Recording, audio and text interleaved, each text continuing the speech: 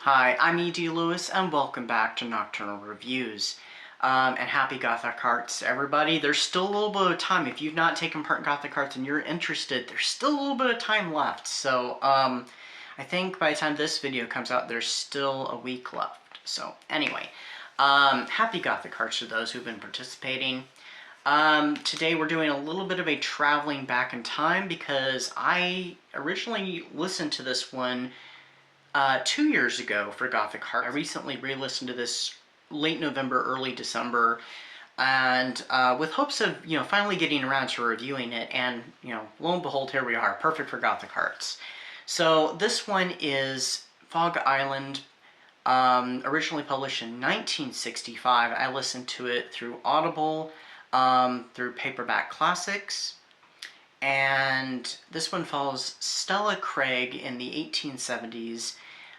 She's leaving Maine to go rejoin her ancestral family, the Trents, on Fog Island at a house called Trent Towers. Her mother had been disinherited after marrying a Yankee and moving to America, and so she's recently received a letter from her grandmother, inviting her to come live with them. And this is on the cusp of, I'm not really sure how long it's been, but her cousin Alice, who she finds she greatly resembles very closely, had died mysteriously in a boat accident. I can't remember, for some reason I'm thinking it was about a year or so before. It's been a little while anyway. So she comes to Trent Towers and she's accepted back into the family, but she starts to see ghostly apparitions and some mysterious things start to happen to her. She does find a love interest by the name of Brian, who was actually married to her late cousin, and a cast of interesting characters. There's also a bit of nice handicap representation. We have her grandmother who is blind. We also have a son of the housekeeper, actually is a troubled youth, and so she helps him to learn to read and stuff, and so she takes him under her wing. She actually has skills as a governess, because when she is discovered, she's actually, working as a governess to keep herself alive since her parents had both passed away. So, yeah, it's kind of in the typical Marilyn Ross kind of formula. Marilyn Ross's books, they usually carry a very similar formula. They may have some alterations, but the stories are always different. So never say, just like old classic pulp gothics, all those are the same. No, the stories are all different. They may have similarities, and some of them may be structured the same, but they're not the same, especially Marilyn Ross books. They may run along a similar formula, but one is definitely not like the other. So I really enjoy this book, as I do Marilyn Ross books usually. Marilyn Ross was not a wonderful writer, but he liked to tell good stories. And of course, Marilyn Ross also went by a variety of pen names. His name was actually W.E.D. Ross, but he also went by the name of Marilyn Ross, and also Clarissa Ross, Dan Ross, I think Donna Ross, and there were some other names that didn't have Ross in the name at all. This one, though I enjoyed it, I did have some slight issues with it.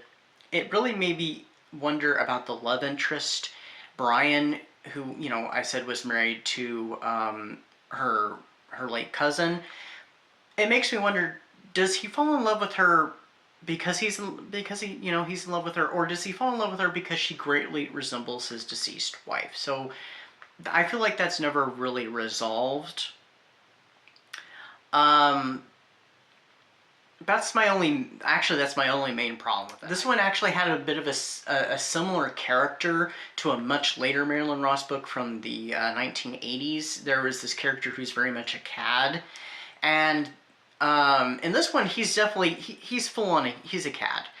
The character in the much later Marilyn Ross book, which I actually read, or listened to really, for the first Gothic Hearts Reading Challenge, it was more of a, it was all for show. He wasn't really like that at all. And so I thought that was an interesting contrast. Similar character, but handled completely differently. And his kind of conclusion is drastically different from that character. And this character, by the way, is another cousin of hers, actually a cousin only by marriage. We also have, I want to make note of this, next door to Trent Towers, there's actually a smaller house that's like a twin to it, and it's owned by her second cousin's father, who is a doctor who's working on mysterious experiments up in the tower. And he's working on trying to cure malaria. It's become kind of an obsession. Just an interesting little detail I did want to talk about, but I wasn't sure how to weave it into my synopsis. I did used to have this book physically, and it was the 1969 edition with the gold oval trim, kind of like the Dark Shadows books. Unfortunately, that book disappeared. I have no idea what happened to it. I wish that I could find it. It was at the time, it was the only Marilyn Ross book that I had that was not Dark Shadows. And I stumbled upon it actually at a used bookstore. It was kind of a used book, music, movies, collectibles store. Not quite a thrift shop though, but kind of had those vibes. Also had some spiritual stuff too. So, I gave this one 4 skulls. It's definitely enjoyable. This book was actually republished in the 70s by Pyramid, and it became one of the queen-size Gothics. Now, I look at the older editions, like the edition I had, according to Goodreads, says that it was only 150-some pages, and the queen-sized was like 200-some pages. So I wonder if, because a lot of the paperback library Gothics have really small print, I wonder if they blew up the print and that that made the book a little bit bigger, a little thicker, because the queen-size Gothics are supposed to be fit for a queen. And the king-size Gothics, I don't know how they marketed those. But they were supposed to be thicker, bigger Gothics, probably with much bigger print too. But anyway, that is my review today. We'll be winding up Gothic Hearts very soon. I've got a surprise video coming up, and then I have a video coming out on the last day of the month, and I'll probably try to film that as close to the day as possible. Maybe on the Friday before it comes out, so we'll see what happens. Until next time, stay safe, stay spooky, and I'll see you then. Bye-bye.